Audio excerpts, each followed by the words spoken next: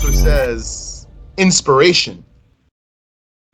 النسفي said والإلهام ليس من أسباب المعرفة بصحة الشيء عند أهل الحق.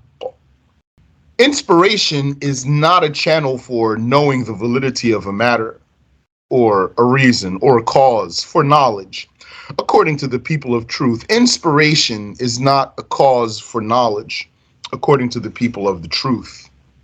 This means that the inspiration of a wali, the saint, which is what is thrown into his heart, which is what is thrown into the heart of the wali and overcomes him, is not a channel for definitive knowledge. And thus it is not evidence, and dreams have even less consideration. So that's the inspiration of a wali. So what about the inspiration of someone who's not a wali even? That means just something crosses his mind. He says, I feel it. I know. So that's nothing. And dreams have even less weight than inspiration.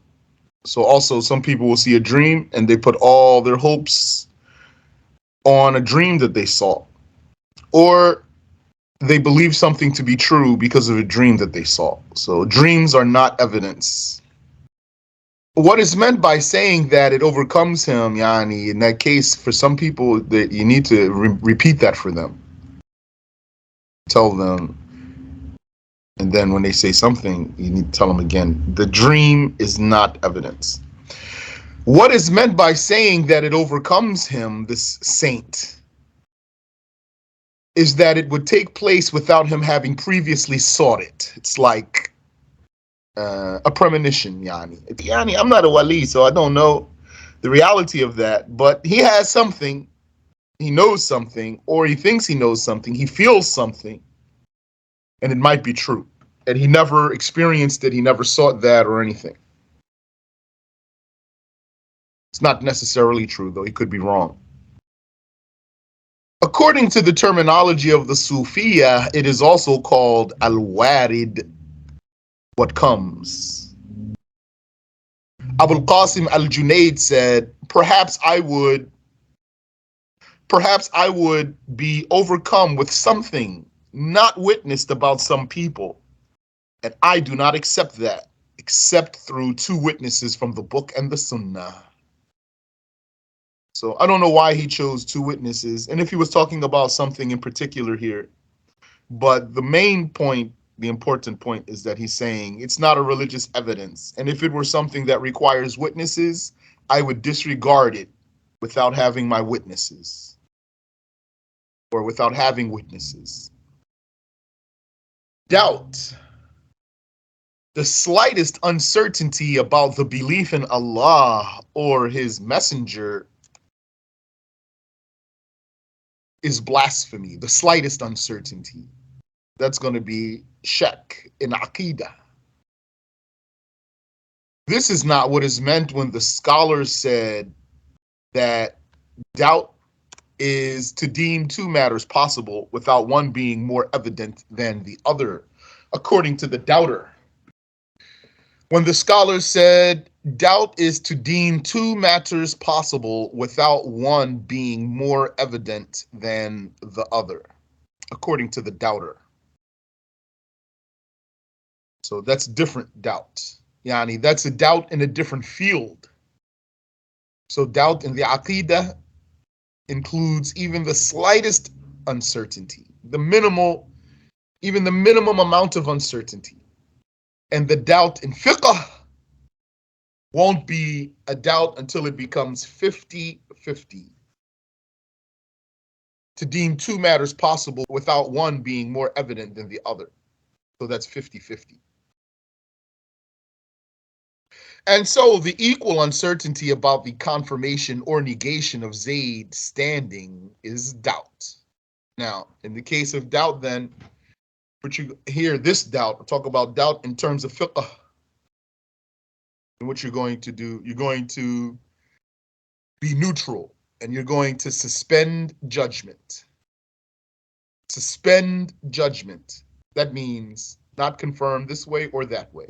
If one of the two possibilities became more probable, then it is speculation, and the fancy is the unlikely possibility. So, if one of the two possibilities becomes more probable, and that's relative, as you know, so that's to you, maybe not to me, I might still be in doubt while you are confident. Then it's a speculation for you. You're confident, I'm not. And the fancy is the unlikely possibility. When you have a fancy, you're actually going to disregard. That means you're going to establish a judgment, disregarding it. You're saying it's possibly true, but I don't think it is. To me, it's probably wrong, so I'm actually going to disregard it. That's the wahm. From the perspective that you actively gave a judgment, then it's not weaker than a doubt, because doubt makes you pause altogether. Delusion and imagination. Delusion, yani, we might use the word also illusion, and recently confusion. I saw someone use the word confusion in the place of wahm, and it worked. The delusion does not stand as proof for the validity of a matter. That means your imagination. The condition for the validity of a matter is that the mental judgments stand as proof. But some people, their minds are weak, so their imagination is their mental judgment. What a calamity if your imagination is your intellectual judgment. And if you can't imagine something, you have no judgment, or you deem it impossible because you can't imagine it. The creed is not based on delusion or imagination. Rather, it is by what the sound mind, which is a witness for the religion, dictates. And the creed, because of its importance, requires mighty evidence. Yani, the creed requires the mightiest evidence. The lawful and the unlawful requires strong evidence. But it could be weaker than evidence for the creed, with the meaning that something could be evidence for the laws, and something else of that same strength would not be evidence for the creed because of how mighty the evidence for the creed has to be. It's because we want a correct creed. We don't want muddled religion. The way to reach the realization of known things is evidence, not delusion or imagination or confusion. The confirmation of many a matter is reached by the mind, while imagination is disabled from it. Yani, there are numerous things that your mind validates them or verifies them while the imagination is crippled from them. We have a number of things here. We say single indivisible particle is not imaginable, while being rational based on evidence. The single indivisible particle is not imaginable. Why? Because you never detected it by any sense, by any one of your five senses. If you touched it, you'd never feel it. You'd never see it. Yeah, that means normally.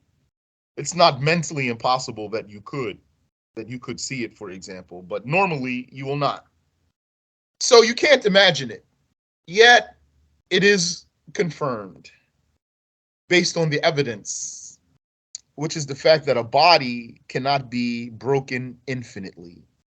You cannot shave pieces off of something forever and ever. Or in other words, you cannot reduce an object forever. You cannot reduce it forever. So then that leads to confirming an indivisible piece. If you cannot reduce an object forever, that leads to confirming an indivisible peace. And likewise, the single indivisible moment of time. You cannot imagine that, but the mind validates that. As well as eternity and everlastingness. We could count those as two separate ones, but let's count them as one. Eternity, existence without a beginning, and everlastingness, existence without an end. Neither of those are imaginable, but mentally they are acceptable. As well, whoever wants to imagine the heavens and earth entirely, who wants to imagine all heavens and earth, he's unable to. He is unable to imagine but some of it. But his mind confirms that it all exists. All of heavens and earth exists.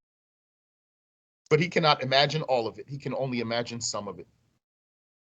Equally is imagining the endless things known to Allah. Imagining the endless things known to Allah and the endless things under his power. That means the knowledge of Allah tabaraka wa ta'ala is not limited in that to which it pertains. The knowledge of Allah is not limited in that to which it pertains. And the power of Allah is not limited in that to which it pertains. That's the mental judgment. So in our minds, we know that Allah, for example, could create duplicates of us, for example. He could create duplicates of me, for example. How many? So I could never imagine how many, because it's his power is yani what his power is related to is not limited. The pertinence of his power is unlimited. The pertinence of his knowledge is unlimited. That's confirmed by the mind. That's how we're sitting here talking about it at this moment. It's confirmed by the mind that the pertinence of his knowledge and power is unlimited. But imagining the endless things known to him and imagining the endless things under his power is unachievable.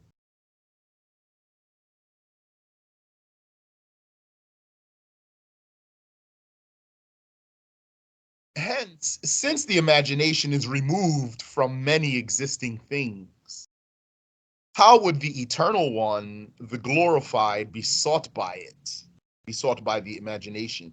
If the imagination is removed from many existing things, many created things, how would the uncreated one then be sought by the imagination? The one whom the creations do not resemble. The basis of the Muslim creed is not illusion or delusion or confusion, because the illusion judges matters that are not seen according to what has been seen. It's an assumption. The illusion is an assumption, judging what has not been seen by what has been seen. Very easy blunder. The blunder of assumption. Mindful there. The illusion causes one to imagine things without proof. The assumption causes one to imagine without proof. For example, the delusion, so we're using delusion and illusion interchangeably here. The delusion concludes that Allah exists in a place, the imagination. The imagination arrives at God being in a place. The imagination arrives at God being a body. That's the judgment of the imagination for God. As for the sound mind, it dictates that Allah exists without a place. So we must reject our imaginations when it comes to the belief in the eternal creator. And if the imagination of one of us went somewhere, he doesn't necessarily commit kufr. So what does he do? He throws it away. Just throws it away. Found himself imagining something inappropriate, he throws it away.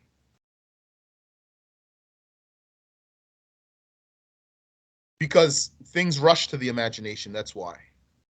That's why it's not necessarily kufr.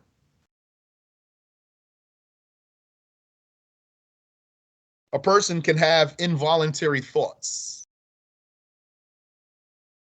So if you find something in mind or in imagination that's kufr, then you just throw it away and you get reward for that. Contemplation is to think about the situation of the pondered subject. So to reach either knowledge or speculation, contemplation so that you could arrive at knowledge, or so that you could arrive at speculation, a valid speculation. How it's a valid speculation? Remind me, how would you have a valid speculation? Those words aren't self-contradictory. A true speculation, let me say it that way, a true speculation. Is that self-contradictory? How can that be valid? The answer is when your premises are speculations. Your major premise is a speculation. Confident about it. So you're confident about your major premise. You're confident about your minor premise. Why would you be confident? Because you have all the clues, for example. You have enough clues. So you're confident. So then when you put those together, you arrive at what? Still speculation. You're still confident. So that's a valid speculation or a correct speculation. So contemplation is to think about the situation of the pondered subject. So to arrive at either knowledge or speculation of a true or speculative issue. Thinking is applying the self in relation to concepts or engaging. Thinking is applying or engaging the self, but in relation to concepts, ideas, which is different from applying the self, engaging the self in relation to physical matters, because that would be imagining.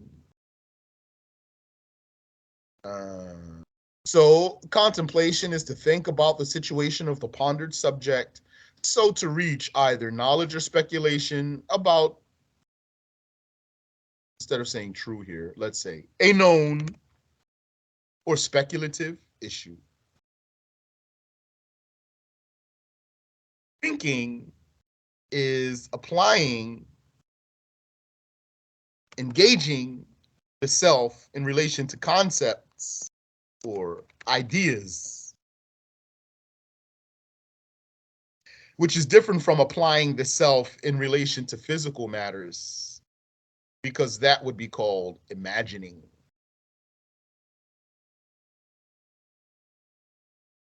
Some scholars said that the one who uses his intellect without using the revelation is like the one who steps into the darkness with his eyes open.